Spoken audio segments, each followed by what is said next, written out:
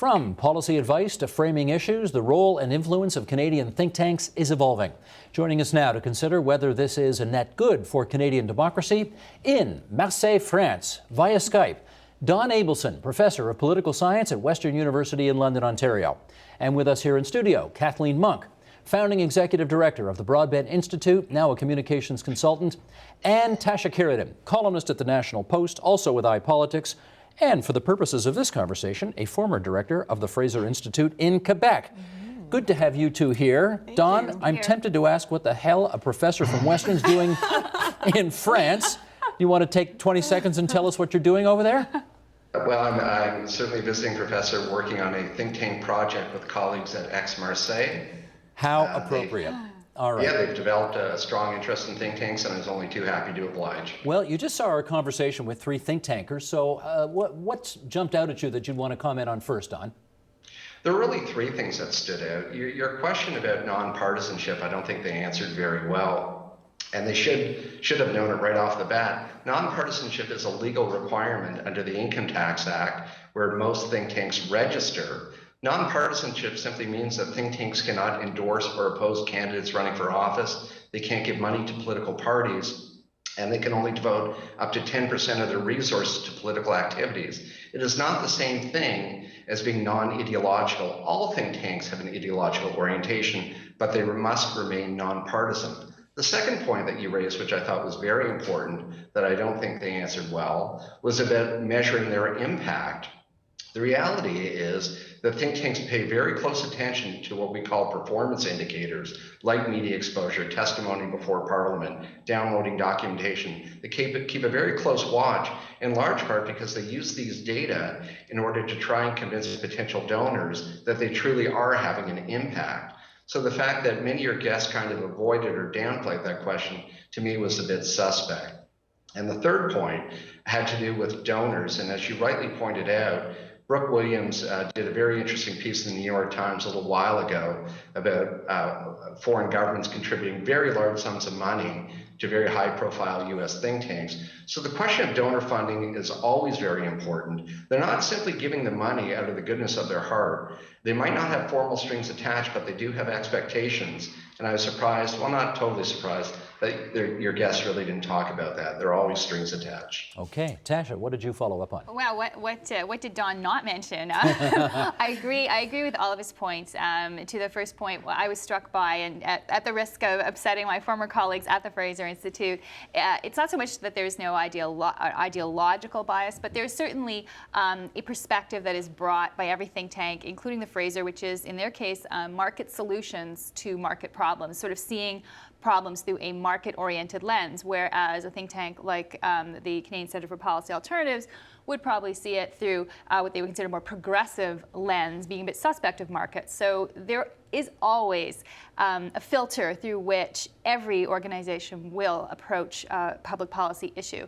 With regards to funding, I thought that's interesting too. There's been a lot of controversy with regards to funding, specifically by American organizations of opposition to pipelines in British Columbia, for example. A lot of work has been done on that. So I think that issue needs to be explored more, and it wasn't explored, I think, as fully as it might be, because it does not only go to the influence of whether it's a corporation or a union or other, but where are they coming from? Do they have other interests, other national interests in this case, that might lead them to support or try and prevent a certain cause from being fully expressed? Kathleen. A clarification just on what Don said first before I go into the former panel. In terms of the requirements of think tanks and the 10% non-political clause that he's citing, that only affects those think tanks that are registered as charities. And this is a very important distinction. Because not all of them are. Correct. Yeah. For instance, the Broadbent Institute and certainly parts or wing, if you will, of the Manning Center are non-profits. So they don't fall under the same guidelines that Don's referring to. It's true, if you're registered as a charity, you're only allowed to do 10% charitable work. And so what that means in lay terms is you can't advocate for a political party, or you can't even really strongly argue against a bill and say vote this way or vote that way on a certain piece of legislation. So I think it's interesting, actually, as you see new think tanks emerging, how they register, especially in light of some of the CRA, the Canadian Revenue Agency chill that has happened as of late in terms of the investigations and the audits that are happening around some of these think tanks. And, you know, some people would argue, myself among them, that a lot of the audits are happening to more of the progressive think tanks that are working on ideologically different point of view than that of the government. But just a last point on the last panel, I thought the panelists, Jason and Trish, made a very good point on their attention to what success is for them. And Don raised this as well. It is incredibly important that they, you know, get those media hits, and they get those bylines, they get that attention by mainstream media and on social media channels as well. And that has made all think tanks better marketers.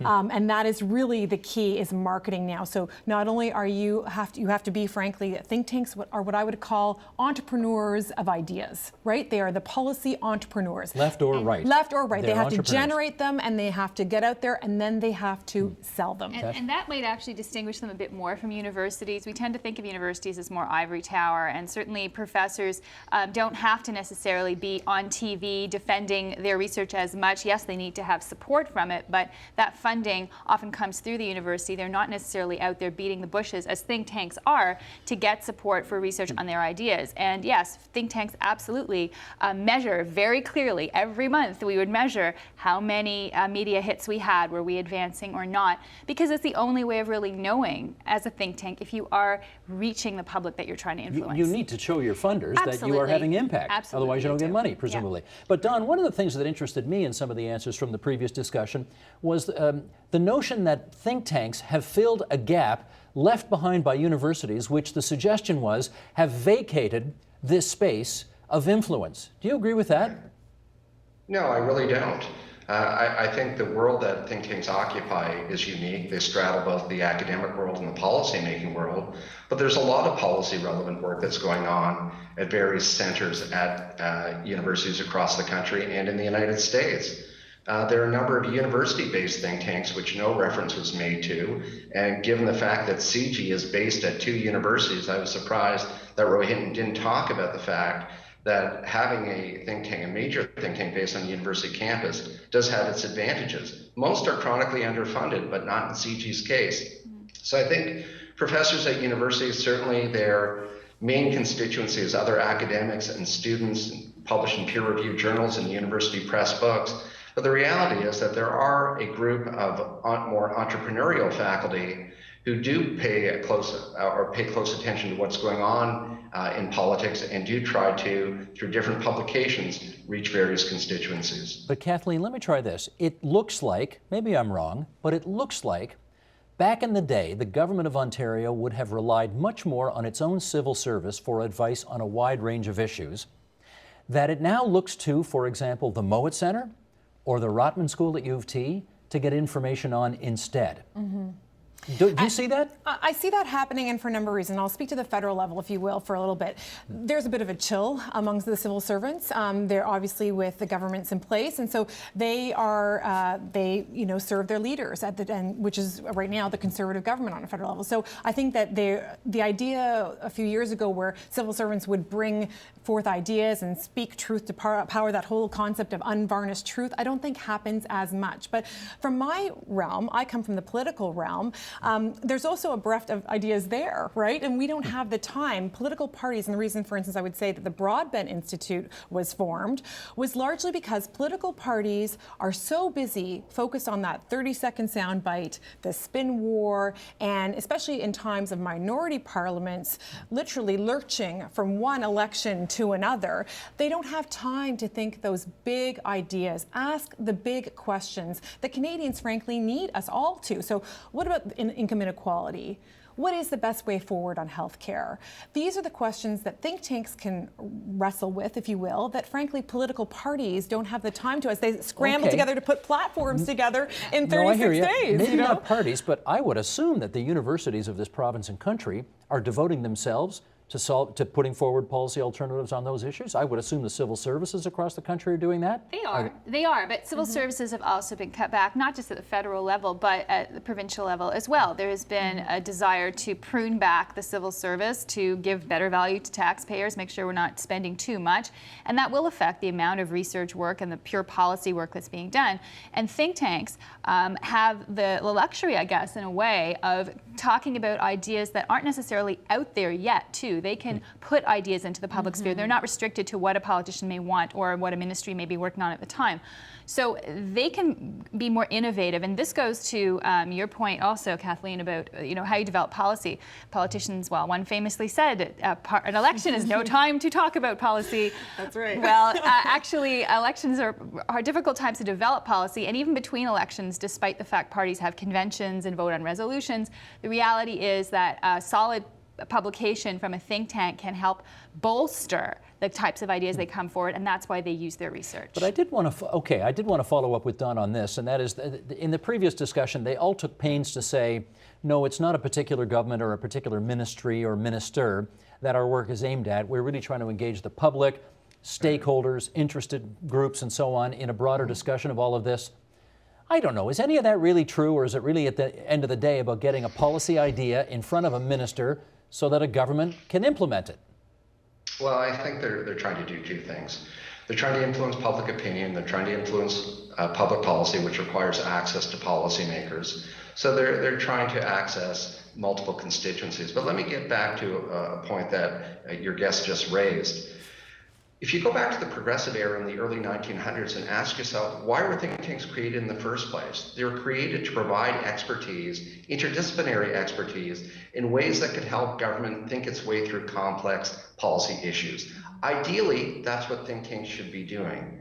But if you look at the think tank experience in the United States, the United Kingdom, and in Canada, more often than not, you have to ask, are policymakers turning to think tanks because they need their expertise, that they don't have enough of it on their own? Or are think tanks performing another critical function? And I would suggest that more often than not, policymakers are turning to think tanks, not because they necessarily need their expertise, but it allows them to tap into a network or social movement or constituency that they otherwise might not have as much access to. So the issue is, what kind of role are think tanks performing? Is it benefiting government, or is it benefiting themselves more? I think they also use it for credibility's sake. A They do. politician, if they use a think tank, it's seen as unbiased, or perhaps by some people Yes. who like that think tank will say, oh, if they support that position, I will too. Well, let me follow up on this.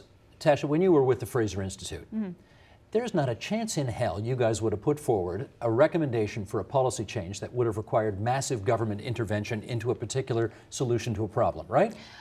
Probably not, no, because as I said, the Fraser Institute's approach is that, as Jason comes from said, a place. well, that when things matter, they measure them, and they come from a market perspective. So the perspective, the filter, if you will, that's brought is that markets inherently can solve problems. Market-based solutions are often the best to problems, and those are the least likely to involve government. So per se, you don't exclude the role of government completely, but you're not looking at it with a more friendly eye, perhaps, that the Broadband Institute or other groups would. Well, and I was going to make the similar point with the Broadband Institute. It is highly unlikely during your time there that you would have made, after researching an issue, a recommendation to government saying, you know what, you don't need to be involved in this at all. In fact, government should just get out of this entirely. In fact, the state is just too far involved in everybody's life, right? I'm not entirely sure. You know, we think tanks sometimes, particularly those that may have an appearance of being more ideologically, say, social democratic, like the Broadband Institute, do sometimes do things that are counter to type. So they might say, you know what, actually, we should lower taxes in this area because this would be more effective, because we should actually raise them over here. For instance, small business taxes is something that you might see someone who's on the social progressive side of the ledger argue that should be lowered, whereas Actually, other taxes... Andrea Horwath ran on that in the last right, Ontario exactly.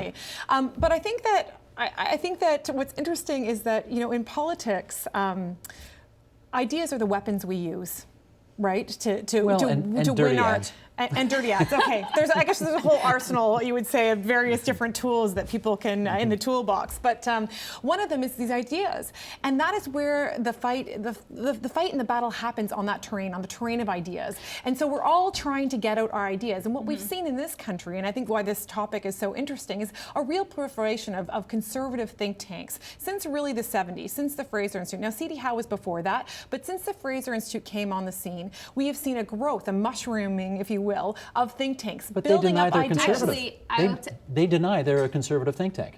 But they certainly are putting forward market favorable, focused, I would say right-wing ideological ideas. And so what, for instance, when we came along, the CCPA, the Canadian Centre for Progressive Alternatives, Trish represented, has been around for over 20 years. But Hold the they fort. were created in response to the Fraser. The CCPA was a response to the Fraser Institute. Correct. And I will take issue with you. I do agree, Kathleen, there have been more conservative think tanks, or small c conservative, if you will, market-oriented think tanks that have come out in the last while. But I think that also addressed, in a sense, an imbalance that was felt by people who were on the right, so to speak, that their ideas were not getting the kind of attention from think tanks that ideas from the left were. Because and that the civil service and the academia was all too left-wing. Exactly, and the government had a lot of organizations. Think of the Law Commission of Canada, the Roundtable on the Environment, other groups that were sort of like quasi-think tanks funded by the government that were putting forward ideas that people with more market-oriented views didn't necessarily agree with. So, Don, I mean, the public may be under the impression that think tanks, pure as the driven snow, offer completely neutral advice on all of these kinds of issues that we've been talking about today and don't come from a particular place. I mean, are there any think tanks who really operate that way, or do they all come from a place? They all come from a place. They do. I mean, we can hope that the Maple Leafs make it into the playoffs, but we know what will likely happen. You can think whatever you want. The reality is they all have an ideological orientation.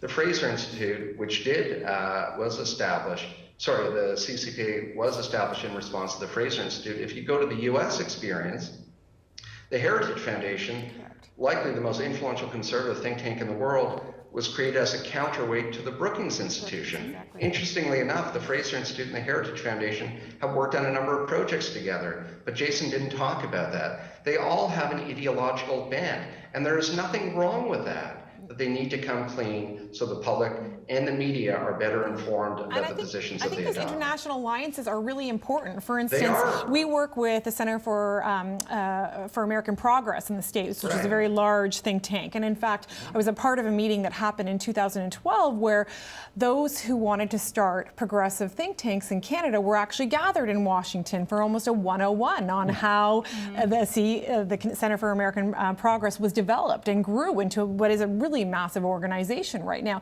And that kind of cross-pollination of ideas is incredibly important. Political parties do it, think tanks need to do it, civil society organizations need to do that, to learn from the best in class from around the world and important share ideas. And it happens on both sides of this ideological spectrum.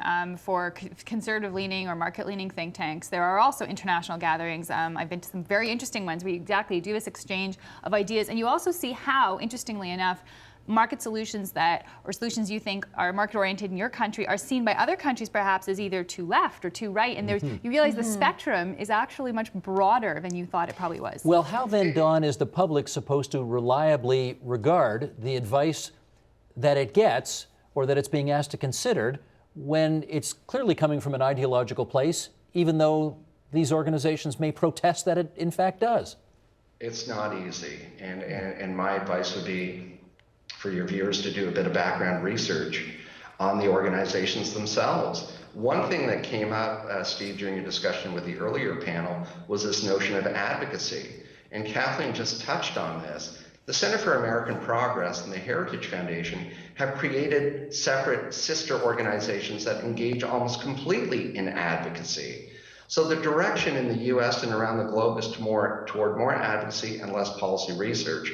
But it's very important when viewers listen to people from think tanks that they understand where they come from, what the role of these organizations are, and the perspective that they naturally embrace. It is very, very important for them to know that. Tasha, I wonder if you, as a media person who still makes her living writing for a living, Does it drive you nuts when you see the media report on the right-wing Fraser Institute, but often never refers to, often never, you can't really say that, often doesn't refer to the left-wing CCPA or whatever? It does, and I will say when I write a column, I always leave out those adjectives for either side because I don't think it is helpful. I think if people want to find out, they can do their research themselves. If you're a think tank, you're a think tank, unless there's something else going on. But if you're quoting a reputable think tank, there shouldn't be.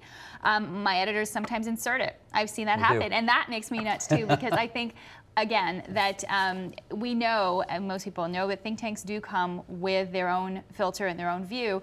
And that is fine.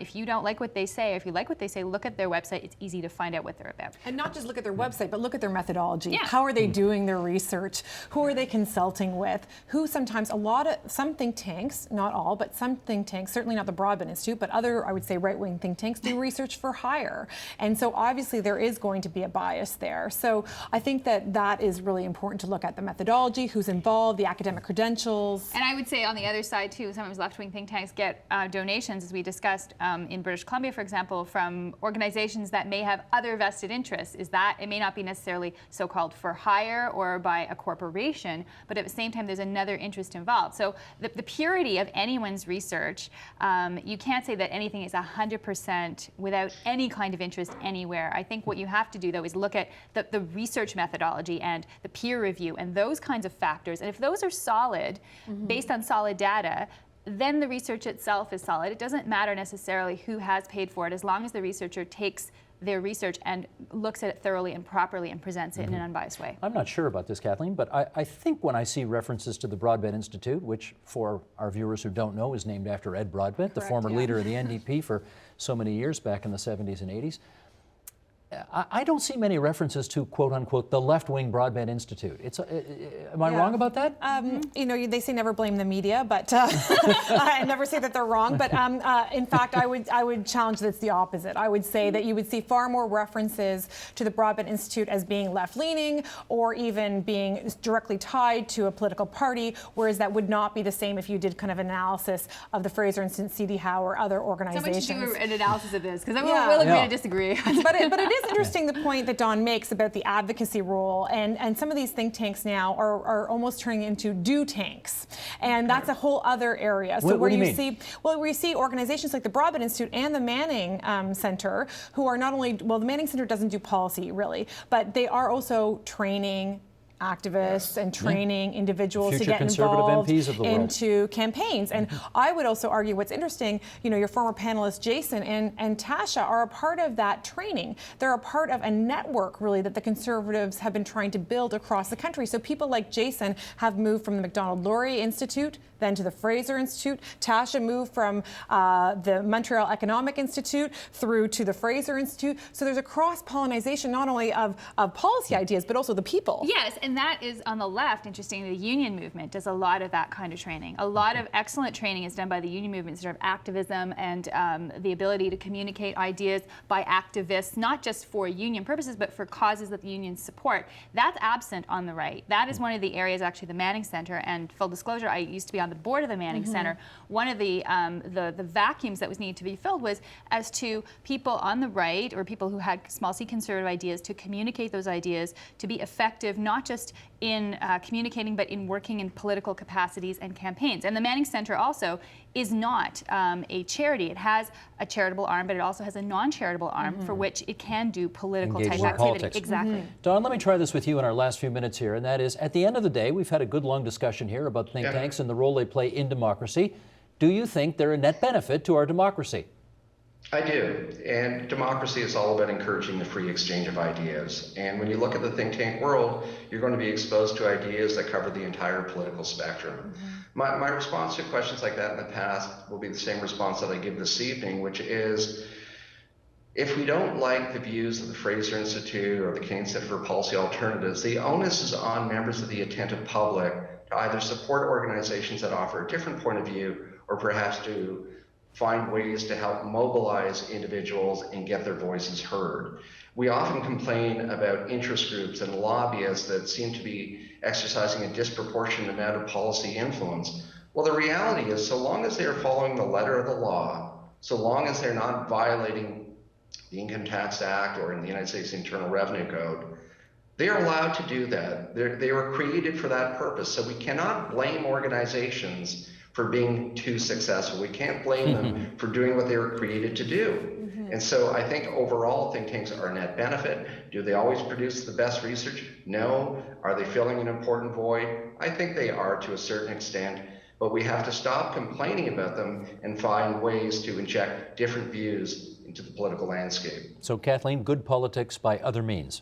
Yeah, I agree. I agree with that statement. I also agree with what Don just said. I think it's really important. We need to have the ideas out there, and people need to back the ideas that they believe in, and they need to encourage, even including encouraging media organizations, to look for other voices and to actually seek out those other points of views, to not always go back to quoting the same think tanks, but to actually look at the spectrum and see how else we can approach some big policy ideas like income inequality, like, for instance, the various policies on income splitting, and how we can, how are different ways to think about those policies. Tasha, last word to you. Well, I think that the clash of ideas is what that's about. And I think that we've had at this table too, also exactly the example of the benefits that think tanks bring, which is that they create this forum by bringing these ideas out where they can get into the arena and joust, and may the best idea win. And that's at the end of the day what democracy is about. May the best idea win. Amen to that. Don, it's good of you to join us via Skype in France. I know that's a tough assignment, but hang in there, okay, my friend? It's tough. I'll do my best.